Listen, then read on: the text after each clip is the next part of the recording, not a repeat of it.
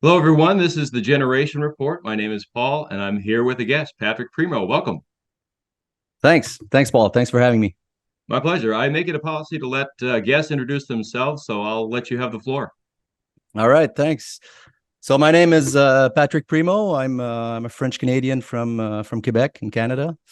I was born in Montreal in 1975, so Gen Xer I am.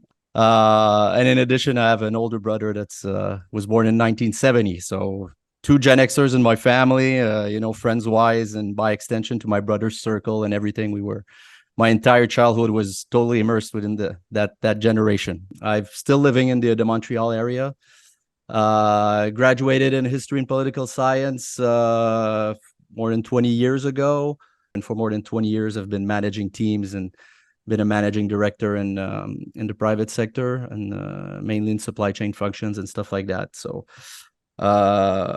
granted, it seems a little unusual for a career buff like me and a political junkie that writes and everything. But besides my day job, I've always continued reading extensively. I'm really curious guy, reading everything from like a lot of nonfiction. I'm an avid reader of nonfiction, of political science, history, demography, psychology, whatever. For those who may not know, Patrick has a Substack called the Nomad Historian, and Mm-hmm. he's got a lot of great writings, as he mentioned, on North American history, especially the history of French Canada and Generation X, as you mentioned. But there's a whole lot of other great writings on that Substack that I recommend people check out. Um, we've now both read Neil Howe's new book, The Fourth Turning is Here, as have many other people. There's a lot of conversation out there in the private or small content creator space on YouTube and elsewhere, people talking about the book and reviewing it, seeking out interviews with Neil about the book Mm-hmm. to get his sense of where we are and where things are going. So I'll just leave it to you. Your first impressions of the book, what were they? I was quite surprised a little because the Fourth Turning, the initial book that was written in 1997. I think I read that book in 2020 or something like that. So I was sort of a late comer to this generational theory and everything. And I think it all started with some videos of. I think I saw an interview of Neil Howe and then I came to his book. So it's been really close since I read the first one. Um, so I was looking forward to that one. Like I said, the last time we spoke, I was a little bit surprised. I thought I didn't think he would like spend half the book going through his theory and everything and just rehashing basically what he wrote in 1997 with William Strauss. On the other hand, I guess like there's a new crowd, there's new readers that are not familiar. He wanted to, set the table about his theory before he went forward with his interpretation of the current fourth turning, where we're at today, what we can expect in the coming decade or so, and everything. So I was disappointed in some sense because I've read the book, the first book, like not so long ago. But on the other hand, I understand why he did it. Like Neil Howe's biggest quality as a thinker and writer are twofold for me. First of all, his approach is like multidisciplinary, meaning that he's able to argue from different angles, like he's looking at history, economy, demography, culture, social trends, and everything. That's what I like, and I have a soft spot for those types of thinkers and writers that are like they're going to take the courage to elevate themselves and try to even brush and make predictions, or I don't like the word predictions, but make some assumptions of what's to come. And secondly, and I think he did a pretty good job in this book as well. Is that secondly, I think Neil Howe has this capacity to distance himself from the current emotional political discourse in society and write Hmm. about present day America and everything. And you don't have the feeling that he's writing this right now. You could almost think he's been writing this 40, 50 years from now and Hmm. talking about the current era. At least that's the way I see it. Maybe I'm curious to know what you think about that. But I think these are the two biggest qualities of Neil. And then the thing is that in his latest book, he's gonna he's leaving everything open, I think, right? Is especially of how it's going to turn out in the next couple of years and decades. Is it going to be a civil war, a great war, a combination of both? He explains why. I'm not so sure he'll be able to bring new people in this in this theory, in this framework, so to speak. Even though, historically speaking, he's not the first guy or a historical observer to note the social tendencies for cycles. Toynbee talked about it, between war and peace and cycles, and even observers like Ray Dalio. I don't know if you know Ray Dalio. Oh yeah. Like more frequently is like talking about like more an economic angle and looking at cycles of empires, so to speak. I'll let you the floor now, to see what you think about it. Well, I agree with all of that. I would say that I don't think that the new book is going to be considered the classic that the previous ones were. And I think it's mostly because I think that there are certain ways in which the book stays in the mindset of the 1990s in the theoretical rather than the present day. And applying the idea of generational cycles, establishing the basic principle of the cycle and why it's happening, why it persists, and what might make this time different was an opportunity that, this is just my opinion, I think was missed.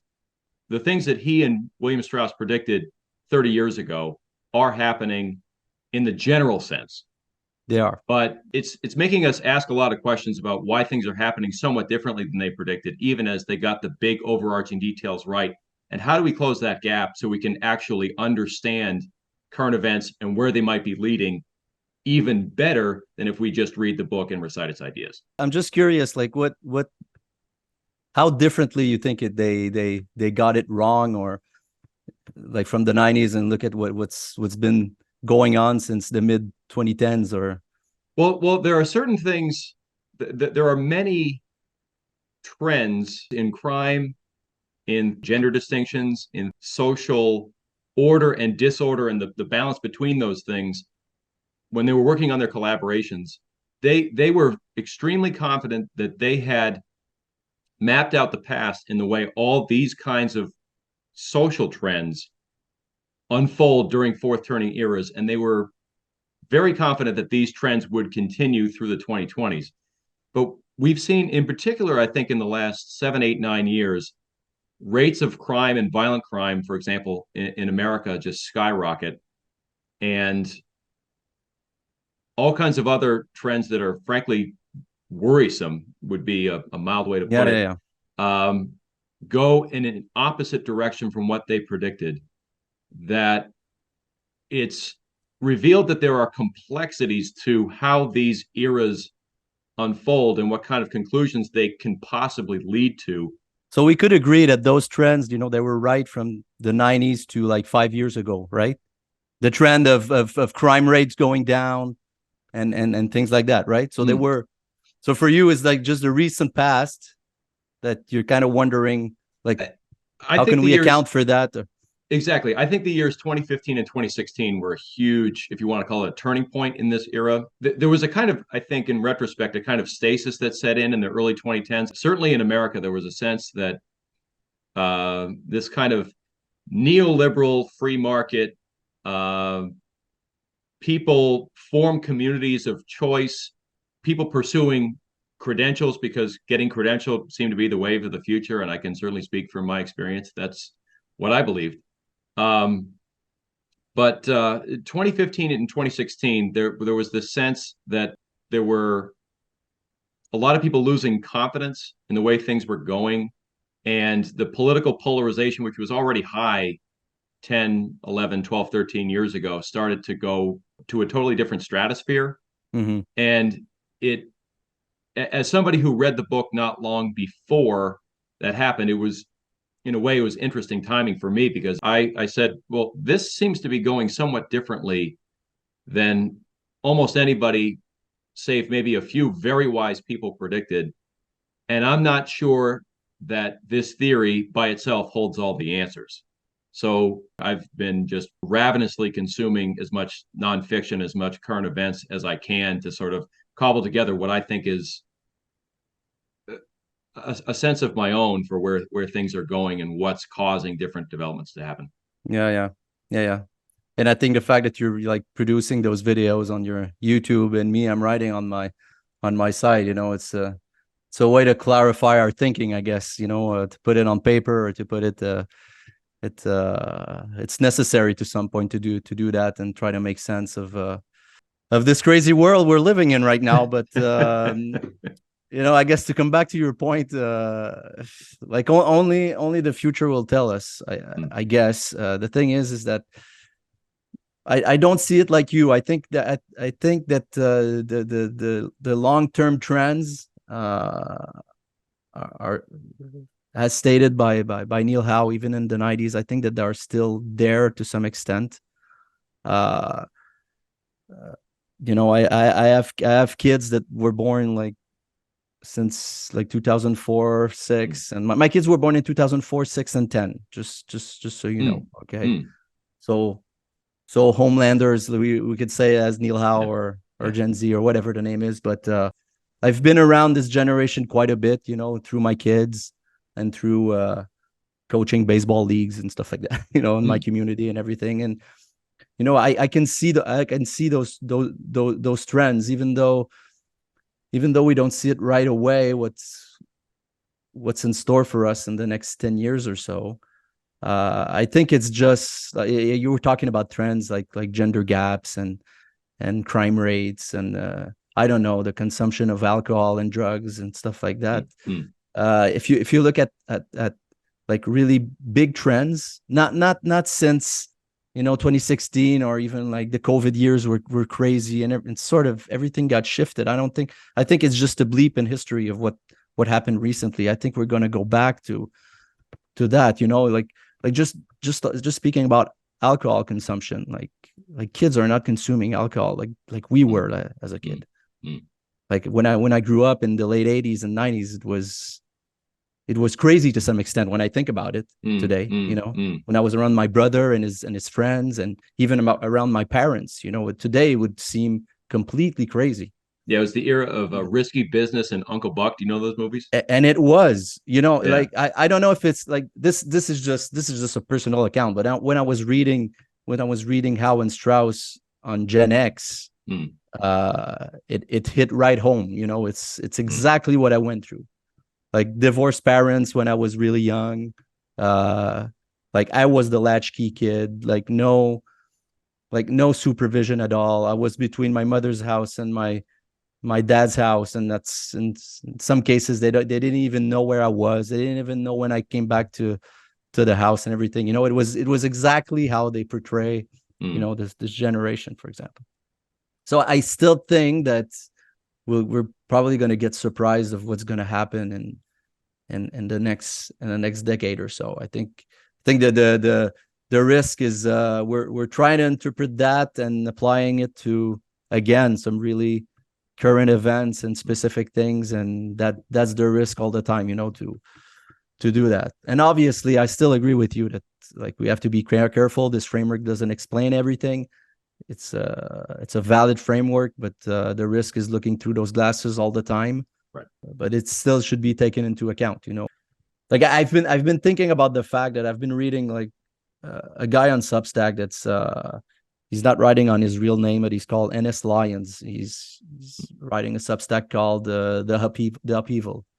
Real interesting Substack, and he's been writing a little bit about this, but about longer cycles, and there was a couple of essays that he wrote that I found really interesting, where he was speaking of writing of, the intersection of like shorter cycles with a longer term cycles over centuries, about like religious awakenings and everything, but not in the Neil Howe sense, in longer term cycles. It sort of put another layer to the, you just add layers and layers and layers of analysis, and it sort of gets interesting. And so I still think that we should be careful. I think that maybe his book is too fresh right now, because He's talking about like present stuff, like the clash between blue and red states, and the fact that people are moving around geographically, that there's no, he's talking about the Trump era and Biden, and like we're in it right now. So I think people are too emotional about it, and not speaking of you and me necessarily, but I don't know, maybe we need some time and let it sit for a while and read it in 20 years from now, maybe. What's interesting is, to your point about the emotional state that people can get in reading this book or reading their previous books. When I first read The Fourth Turning about 9.5 years ago, I had countless epiphany moments reading that book, saying, oh, this explains something from this part of my life, or this explains this person I knew, or this explains my parents, or this explains another experience I had. And, sort of aha moments, Yeah, and when you have 1,000 of those aha moments, it can become easy to think that the theory explains everything. And I think a lot of it has to do with the fact that history has been so undervalued that when people first come across this idea and read it and get down the rabbit hole, it's a trap they can easily fall into. Yeah. And I think the emotional state that you're talking about, that a lot of people have gotten into reading the book and being scared, but also wanting to be uplifted, is an extension of that. What I think is really important is to understand that regardless of the particulars that they got right and wrong, the basic process that they're describing, the basic arc of change that they're describing is real, as you said. And I think Generation X, my personal experience is that Generation X believes in their ideas. The Xers who have read their books and gotten into them believe in their ideas more than anybody, because you guys have the most aha moments reading it. Oh, you think? Like, oh, yeah.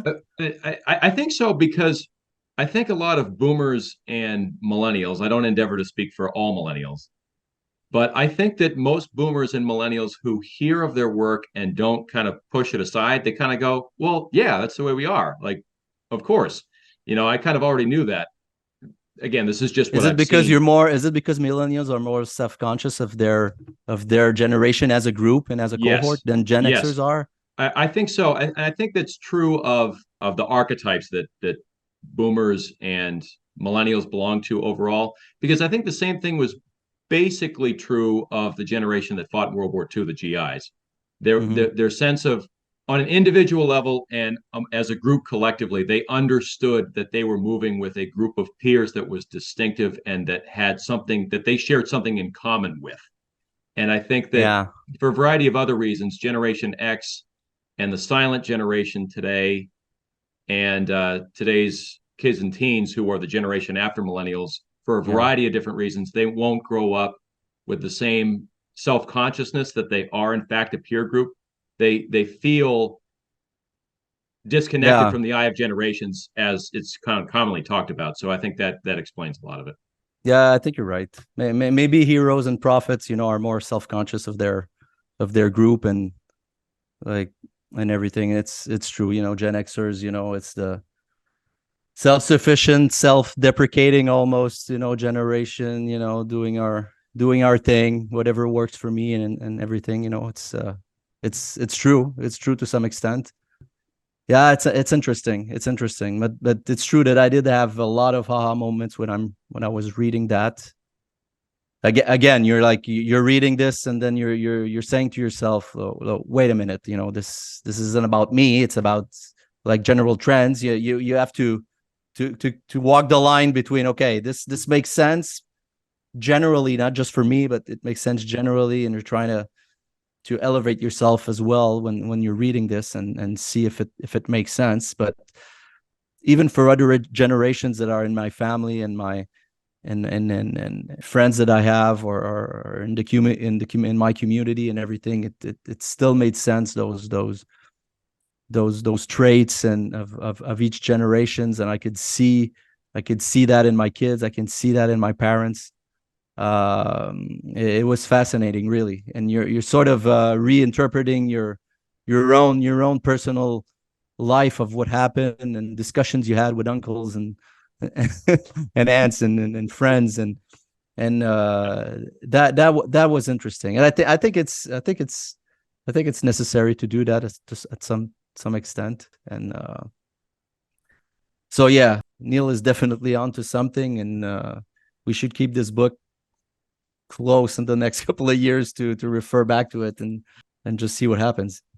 So you mentioned it before, the basic distinctions and the boundary lines between the different generations seem to be very close in Canada. Not just the difference between the personalities, but where the generational dividing lines locate in terms of birth years. You think it's Yeah, similar in I Canada? think they are. I think they are, and I think as time goes by, they're getting closer and closer. Obviously, for some reason, again, Neil Howe in his latest book, he's talking about that, about how the cycles seem worldwide, seem to be aligning themselves, not just to, it was more of an Anglo-American cycle, but since the world is interlinked and interconnected and everything, it's sort of seems to be aligning themselves. But with Canada specifically, definitely the all the generations that are alive today, they're fairly close to me, because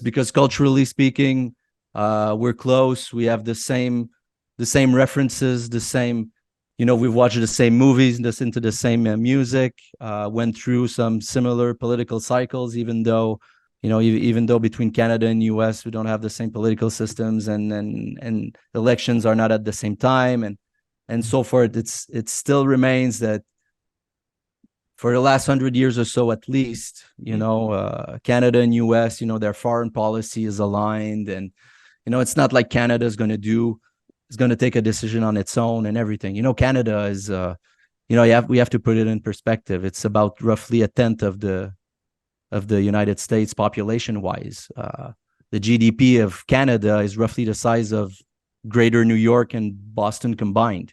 Just to put it in perspective, it's like, come to think of it, it's for the entire country. And yes, it is a big country, but most of the population, like 80-90% of the population, lives within 100 miles of the US-Canada border. So we're really, really close. Plus, there was a lot of movement of population over the centuries between both countries. I've wrote a 2-piece series about how French Canadian was. There was a big exodus of Lower Canada, of Quebec today, to the US, which drained like roughly half of the population, which is incredible when you think of it. And it's not the 400 years ago. We're talking about post-Civil War up to the 1920s or so. So at that time, the population of Quebec was really small, relatively small, like 2 million people, and almost 1 million left and never came back for economic reasons and everything.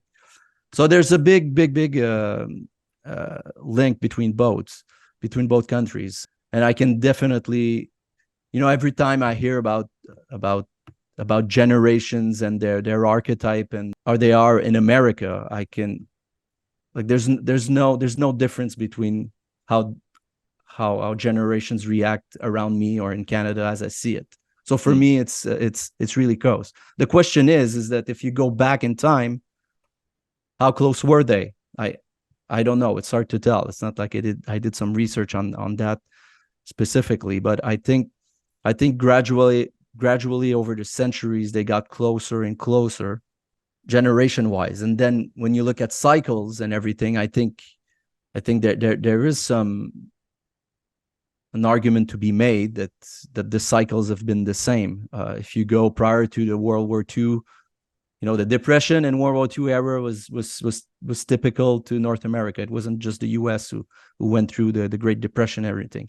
If you go a cycle before that, in the mid 19th century, around the American Civil War, Canada didn't go through the same thing, even though you had like Canadians who fought in the war and were there in the northern ranks and the US. But the Canadian Confederation was created in 1867. It's so close to the Civil War that it's and it was sort of done in some part, in reaction to what was happening in the US. Most of Canadian history, to be honest, is often in reaction to the geopolitics of where the US is going, and before that, between French and the French and the British. And if you go a cycle before that, the cycle of the American Revolution, again, the British were reacting to what was happening in the U.S.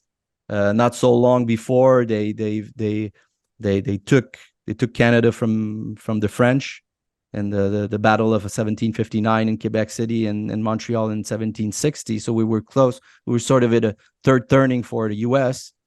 And then in the same years as the American Revolution, the British completely redesigned, so to speak, the political agreement and everything, and they signed the Quebec Act to give the French-speaking population that was already there, that have been there for more than a century, a right to speak their language and still use some of their civil laws and so forth. So there's a link there. After that, regarding generations, I'm not so sure, but there's an eerie, closeness to the cycles between the U.S. and Canada. Yeah, and this fourth turning specifically, would you say that it began in 2008 as it did in America and much of the world? This has been essentially ongoing since the financial crisis of 2008. Yeah, I think it was close enough. We didn't have the same bubble of in real estate, for example, in Canada at the time. We're sort of living that bubble right now. But still, we went through the same financial crisis to some extent, and the economy is so close, and our exports to the U.S. are so high that, there's a saying in Canada that says that when the U.S. is sneezing, Canada gets the flu or something like that. I don't know what the exact phrase is, but you know what I mean. Right. Like economically speaking, because we're so tied. So yes, the crisis started there. Politically speaking, we didn't have a Trump moment, of course, but there was still a switch when Trudeau came to power, and it was completely at the other spectrum of the political. The political spectrum, but it still had the same effect overall of polarization and the population. It's fascinating to see right now how politics is so tied to identity of people, and like I've had discussions with friends and families and everything, like trying to calm the situation down over the years, because it's like 20 years ago you could speak about politics and still have a glass of wine and not get over, getting all excited about that. But now it gets to the point, like even in Canada, you're talking about American politics, and people get pissed off and they get animated, and they're gonna start, getting agitated in a conversation, and you're like, wait a minute, we're talking about U.S. politics. It's like normally it's not even. Like it doesn't affect you that much, you're not even living in that country, and we're not voting there, and everything. So there's been the same level of animosity and polarization in the population, not specifically on the lines of the U.S., but in the grand scheme of things, people are in the same mindset, I would say, speaking about politics and social trends, and obviously how, like what happened during the COVID years, was the same type of conflicts and everything. We have our trucker movements in Ottawa, and you add other things. So yeah, I think we're closely aligned, and I suspect that coming out of this fourth turning, we're going to come out pretty much at the same time. And I suspect that U.S. once again, you're going to set the tone and the trend, and what's going to happen, and Canadian population will follow suit. What's going to happen? I don't know. Is Canada going to be the same, politically speaking, as an entity in 30 years from now? I'm not so convinced. I'm not sure anymore. Quebec tried to separate at some point. It didn't work. Like there's some movements out west right now. Alberta is really pissed from the federal government, and they're starting to take measures that we haven't seen in 50 years. Well, I haven't seen in my life, taking measures. Like I give you an example There's like in Alberta, for example, they're trying to remove themselves from the federal pension plans and manage their own pension plans, for example. Something that like Alberta would have never tried like in the past. Saskatchewan, another province, because there's been issues about the carbon tax and stuff like that. They said, well, we'll stop taking the federal carbon tax to our population, and we won't do it for the federal government, for example. So there's, like, I would call that some governmental disobedience that we're seeing between the provinces and the federal government, a bit like you see in the States, between the states and the federal government. Yeah. It's not something that we see frequently in Canada. We're seen as that we have a population that's pretty friendly and everything. We have that reputation, and politically speaking, we're never in the streets and breaking things and stuff like that. It's true to some extent, and I think it's gonna probably go through a constitutional crisis or whatever, and things are going to be reshuffled. So it's going to be not as heated as in the United States, but we're probably going to see some changes in the relationship between the federal government and the provinces, at a minimum, if it doesn't go to the point of a breakup or something like that. Who knows what's going to happen? I don't know. It depends. Like if I think if the U.S. stays unified as it is today, I don't see Canada breaking up. If the U.S. goes down that road, which would be surprising at this point, but who knows? Then anything can happen, So I think that we're linked that way, and we're going to take our cues from what happens across the border, and yeah. So that's thing that I think is going to be fascinating, the years. Yeah, it sure is. What's fascinating. And I think this set in for me as COVID kind of started to fade away, maybe in the middle of 2021, was I began to see that COVID exposed some underlying differences in the body politic that had been building, but suddenly they were on the surface and they were everywhere and they were in every part of life. That these kinds of trends are happening around the world. And 2015 and 2016 really was, I think, an interesting point in time, not just for the United States, but for much of the world, because I was looking back at what led to the ascent of Trudeau to prime minister. I'd forgotten that Stephen Harper really was considered to be an ally of the interests in Canada that are completely not aligned with the major cities. It was interesting to get a sense of, wow, when this era began, at least at the top levels of national leadership, America shifted left, and Canada was, I don't know how far to the right or center right you would call where Harper was, but certainly right of center. And realizing in the middle of the 2010s, again, at least at the top levels of national leadership, America went completely the other way and Canada went completely the other way. But the same basic cord of tension was there between the interests that align with the kind of the cosmopolitan, the most highly credentialed, the most well-educated, the people living in metro areas, let's say, in the big metro areas, just the people who are benefiting from the status quo as it presently exists versus the people who are not. And these tensions have been growing, and it's been happening in Europe. It's been happening in other parts of the Anglosphere. That we are living through a time in history where there are tensions.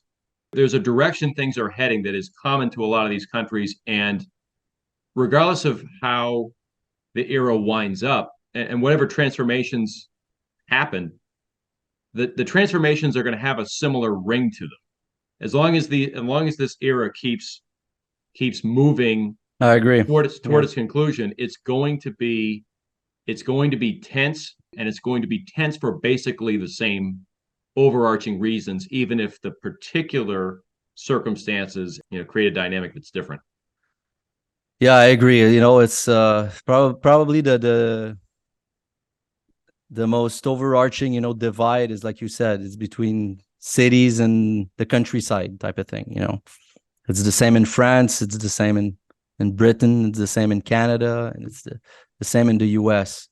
It's interesting to see, and even in every social aspect or every I don't know, a law that's being proposed or everything, it's always interpreted or always analyzed through the lens of, well, what's the impact for citizens in cities or metropolitan areas, and for people living in the countryside. It seems to be always the angle, and then there's always that debate between the two, and it's interesting. And in politics, you look at voting trends, regardless of the makeup of political parties. In France, for example, where there's a lot of parties and there's the political system is different, or in Canada, where we have like a multitude of parties now, even in provinces. We used to have a two-party system that alternated, but now we have like multiple parties, a Green Party and of this, and a Conservative Party that's more right of center, and coalitions of some sort and everything, a little bit like we see in Europe, a little more in Canada. When you look at the voting patterns, they're aligned between city and the countryside, and they seem to be trending towards really different worldviews, and that's becoming a little bit worrisome to some point, because there's no common ground anymore on some aspects, on things that as recently as the beginning of the 21st century, or the 90s or 80s, was not a big issue. So that's worrying, and I think the next election cycles will repeat that, probably. And the thing is that it tends to degrade even more the confidence we have in institutions. So it spirals out of control, and people are gonna. So our elections will be a little more corrupt, because people don't have confidence in them anymore, and they're gonna take. I think more and more people are gonna take risks because they think that they have to win. Because if they don't win, it's a matter of life and death, just to some extent. Yeah. So how long is this going to last? I don't know, but I'm wondering how you see like your election cycle is getting closer in the U.S. You had some elections recently in some states. We're less than a year away from the presidential election. Primary season is started, but like you don't see a change. You don't see a change. Are we heading to another Trump versus Biden matchup? It's kind of discouraging when you think about it. It is. Yeah. The short answer is all I can really say about the next year is it's going to be absolutely nuts. I'm sure there's going to be a lot of things that happen that very few people see coming, that change the nature of the conversation during the debates. But there's a lot riding on what happens between when the primary season begins and when the election is called 10 months later. Whichever side comes out on the other side of November of next year feeling like everything is in the balance, the reaction is going to be far swifter and far more severe than it was even in 2020. Even in 2020, absolutely. Even in 2020? There's no question about that. There's very few specific predictions I want to give, because there's just so many things that are up in the air. But it's getting tense, and you can see it in our media. They are already planting the seeds for, depending upon which way the particular outlets lean politically, they're already sowing the seeds for, if our side loses, it's the end of the world. It's the end of the world. Yeah. And it like human nature is fascinating. It's like 2020 was a rehearsal of what's to come. You're almost like people are almost like not saying it out loud, but there's sort of a sound in the population that it has to happen, type of thing. Whatever the side, you know what I mean? It's like Like it's gonna burst open. It's gonna be awful, but it has to happen. You know, they're not uttering those words precisely, but when you're listening to political observers or talking heads or whatever, they're like, this is gonna happen, and or whatever, you know, regardless of the side they're on, and yeah. So I don't know. I'm pretty pessimistic about what's gonna happen. I hope it doesn't like break out like we think it can, but I don't know. I have mixed feelings right now. I'm not sure. Some days I'm saying that this is gonna be ugly next year, and other days I'm like, yeah, well, we'll see. It's you know, times have changed. We're not gonna go that far. You know, reasonable people are gonna make sure that it doesn't happen. Or I don't know. I don't know. I don't have a clear head regarding that. You know, I don't feel comfortable speaking about it and that much, and making predictions like you say, or forecast. Besides the fact that all the seeds are there, and that the same pattern has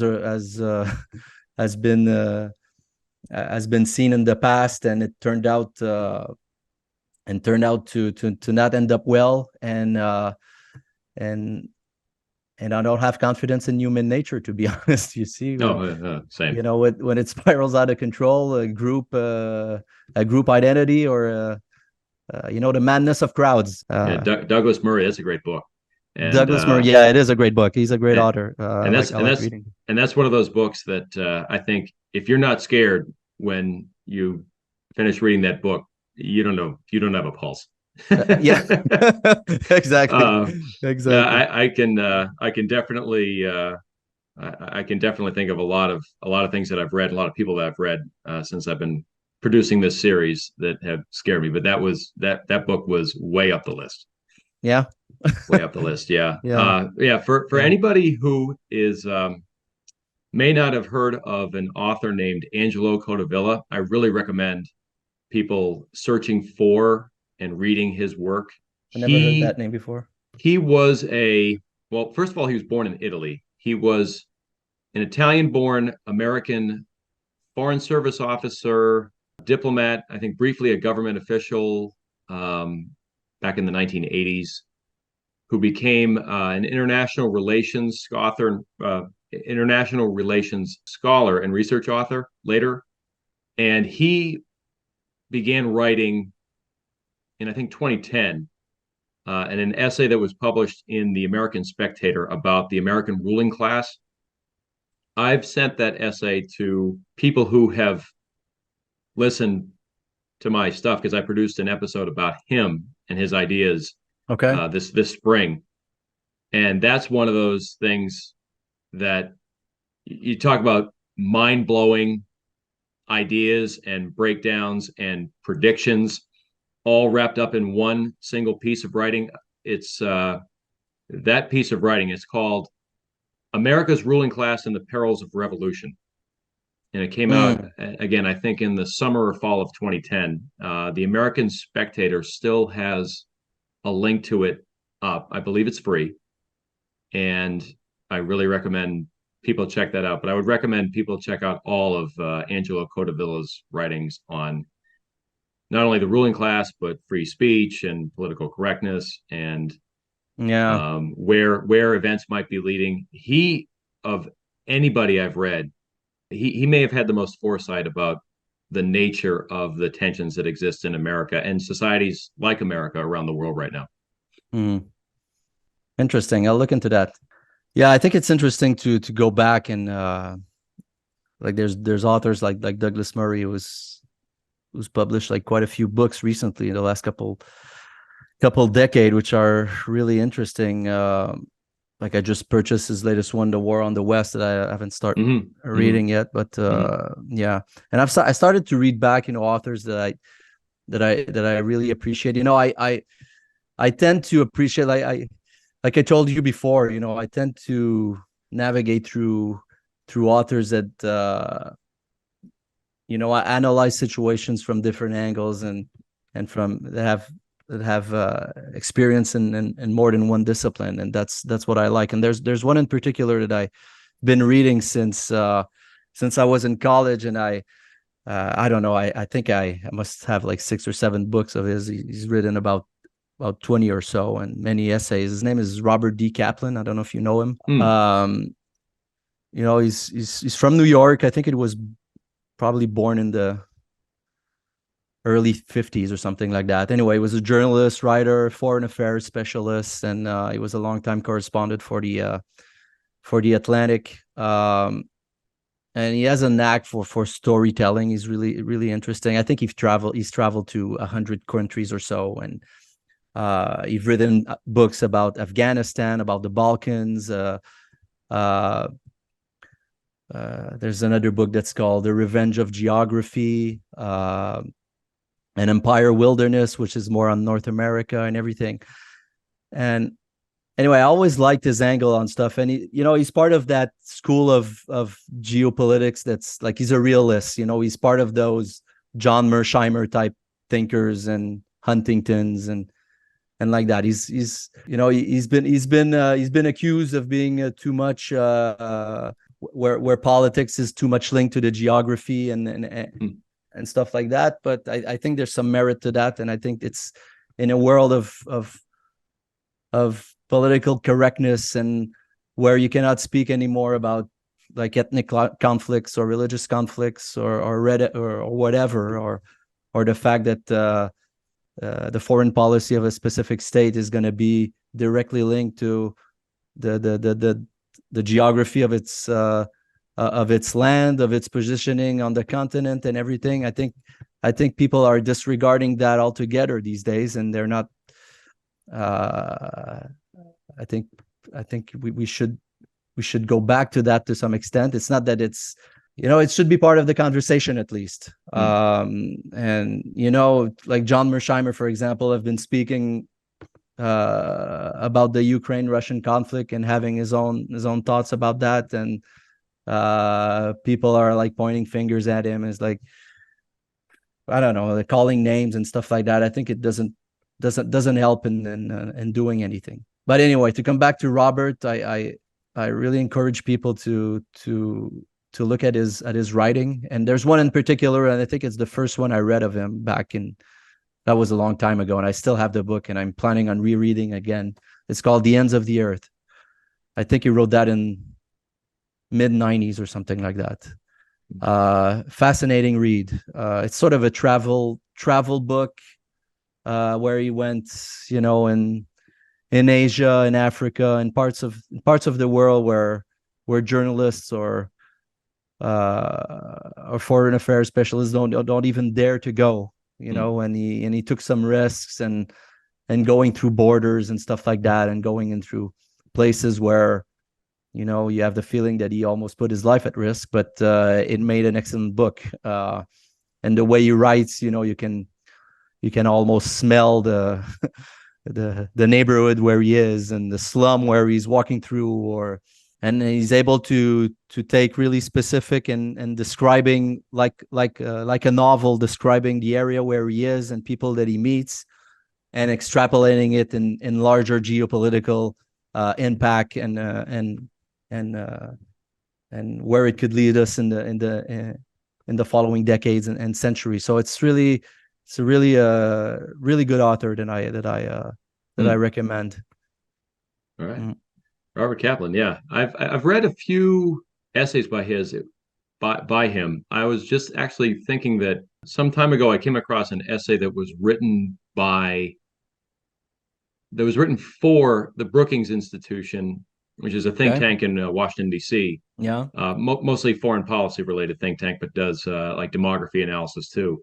There was a piece published for them in January of 2019, co-written by our current Secretary of State, Antony Blinken, that I think was co-authored by Robert Kaplan. By Robert Kaplan, yeah, it's possible. I recommend people check out that essay if they can find it. The name escapes me at the moment, but I don't think Brookings has a paywall for any of their content they post. I recommend that people look up Kaplan, Blinken, Brookings 2019. It was an opinion piece they co-wrote about America First foreign policy, as they called it. Yeah, he has been close with the government over the years, and being a specialist and making some recommendations, I would suppose, and stuff like that. And people were interested in his views of the world, and yeah. Have you read Thomas Sowell's latest? I've picked it up. I haven't really gotten deep into it yet. No. I'm still on Intellectuals in Society, which I have not finished yet. That book, when I first read that book, that was another one of those books. I think that's my favorite of his, by the way. It is really good. It's amazing, really, and the level of detail through which he goes into, for example, the role of intellectuals in Europe between the wars in ultimately deciding what Europe's policy toward rearmament would be, especially Britain and France, that left them essentially unable to do a thing, or at least unwilling to do a thing, when it became obvious that a new world war was coming. Yeah. And Germany was rearming, and there was still, in the peace and love type of. Exactly right. And I think that book was drawn heavily from The Gathering Storm, one of Winston Churchill's war memoirs, which I've read, and is, it's Churchill, so there's not a small amount of self-congratulation in the book, but the number of specific examples that Churchill quotes of laws that were passed, of bills that were drafted, of speeches that were made on the floor of Parliament in Britain to the effect that Britain needed to disarm, and Britain needed to contribute to the assurance that there would not be another world war, no matter what. Yeah, it was chilling, and there are, I think, a lot of parallels. I don't want to get into too many specifics, but I do see a lot of parallels in a lot of leadership in a lot of Western countries and Anglosphere countries now, where the mindset, even though world circumstances are totally different, political ideologies are different, the basic mindset about the world and about leadership and about the outcomes that result from a particular approach to leadership, it's very, very similar to what we saw in the 1930s. And about refusing to look at the, what the Germans call the realpolitik, Absolutely. It's look at the reaction of when Russia entered Ukraine. Like you had some countries that were like, how is that possible today that a country invades? Well, wake up, it's part of it goes back to what I was saying about Kaplan as well. They stay grounded in the reality of the world, where we're not in the imagine of John Lennon, type of politics. I don't want to make a mockery of it. But sometimes, this song is has more impact in foreign policy than than actual reality of the balance of power between nations, and the deterrence between nations and so forth. It's still important today, and will always be important. And it's a big wake-up call that we're going through right now. Yeah, I have a funny story about John Lennon's Imagine that really? I'll tell you off air. But I agree with you. If you were to simplify the equation down unbelievably, I think the equation might be John Lennon's Imagine plus Fukuyama's The End of History. That's pretty much take the 1,000 or million complexities of the whole approach that they have. You mix that together, and you get a soup of. Yes, you do. Yeah. I think everybody gets the picture. I was about to talk to you about another author. It's a little less. Oh yeah, go ahead. Absolutely. Yeah, if you want, I know that we're both baseball fans.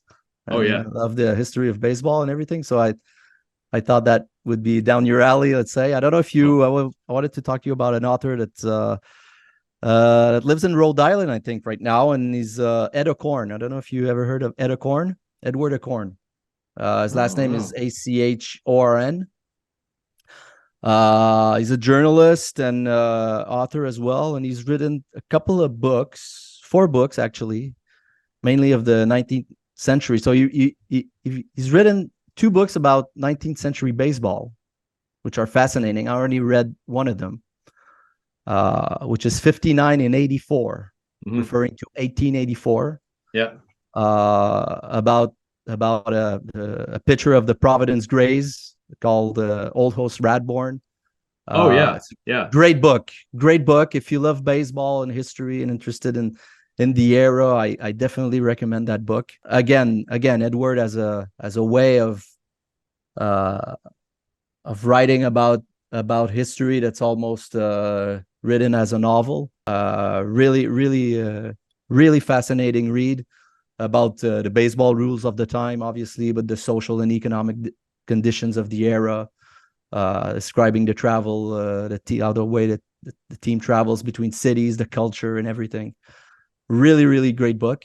And recently, he's been focusing on Lincoln. He wrote 2 books on Lincoln. The first one is Every Drop of Blood, which again talks more about like the weeks that precedes this second inaugural address in 1865. So the mood of Washington in that era, Civil War and so forth. Great book. And he just published a last one that I haven't a chance to read yet. It's called The Lincoln Miracle, which is he goes deep inside the Republican convention that nominated Lincoln at the time.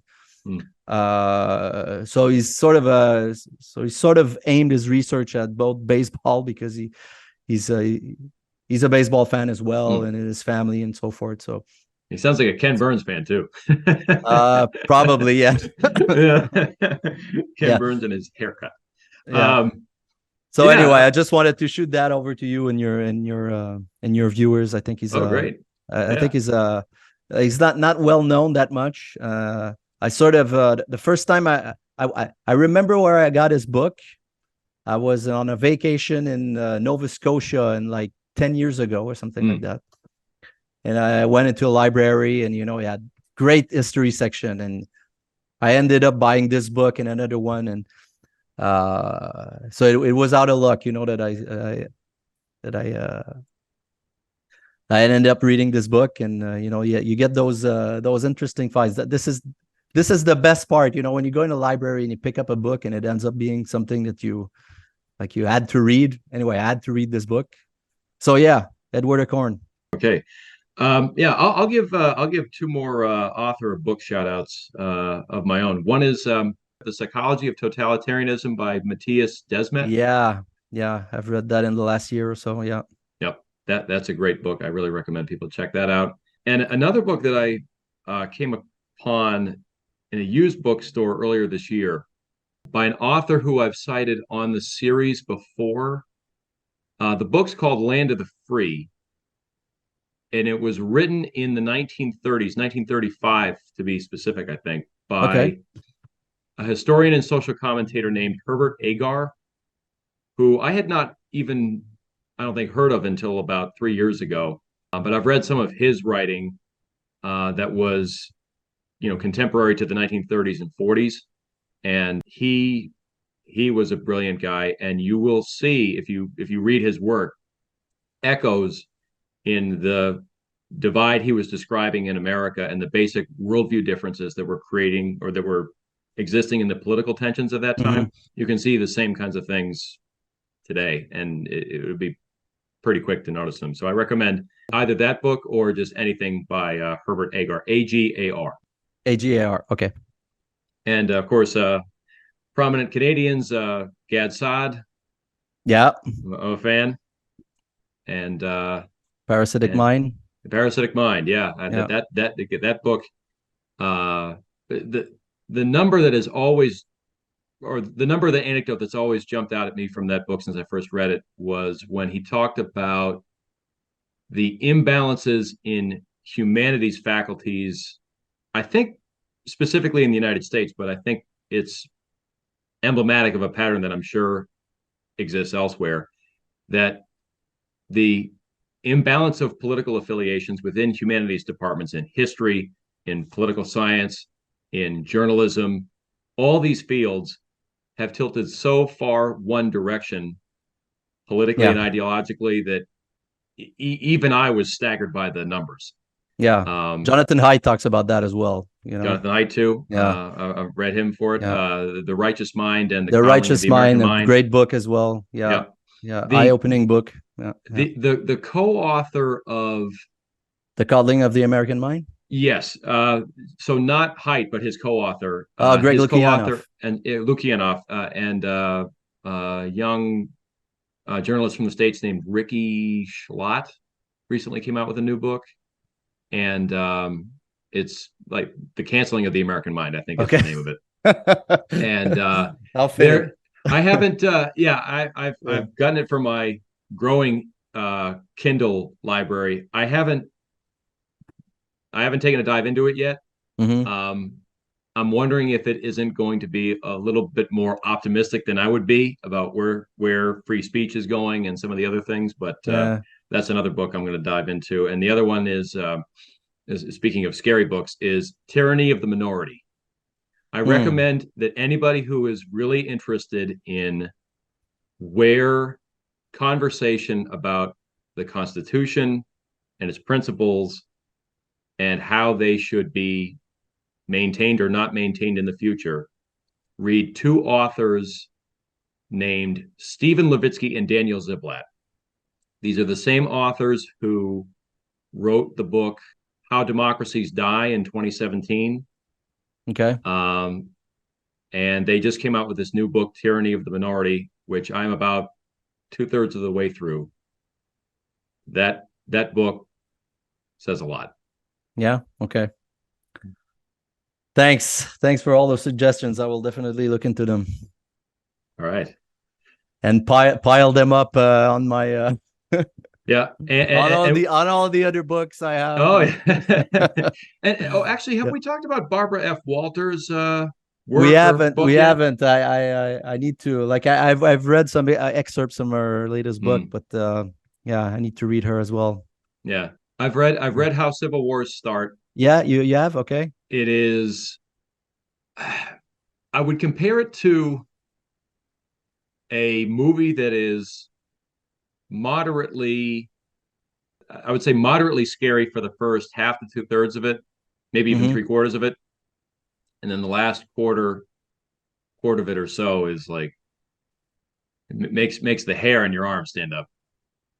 But it is, she goes into a lot of detail. I don't know as if I would endorse all of her conclusions. Yeah. But again, it's a book that if people are interested, they should read. Yeah. If they're not too scared of reading those types of books. Yeah, there's a lot of splashes of cold water. Yeah, I agree. Well, all right. So that was fun. That was interesting conversation. Absolutely. Yeah. Yeah. Well, I'll recommend people follow you at your Substack, the Nomad Historian, and you're on Twitter, I know, and any other social media. Not really. I try to stick to Substack and Twitter or X for now. But if you want to follow me, I suggest you go directly to my Substack, the Nomad Historian, and I post essays try to do it on a monthly basis or something like that. And then on Substack, there's also like a form of social media as well. There's notes and people exchange ideas and quotes and stuff like that, which is a little different than X, for example. It's more a way for writers to share their work or share work that they some readings that they did and stuff like that. So I suggest you go directly to my Substack. Okay. Well, thank you very much for joining me today. And again, I recommend everybody check out the Nomad Historian on Substack. And thank you for being a guest on the Generation Report. Patrick Primeau, thanks again. Thanks.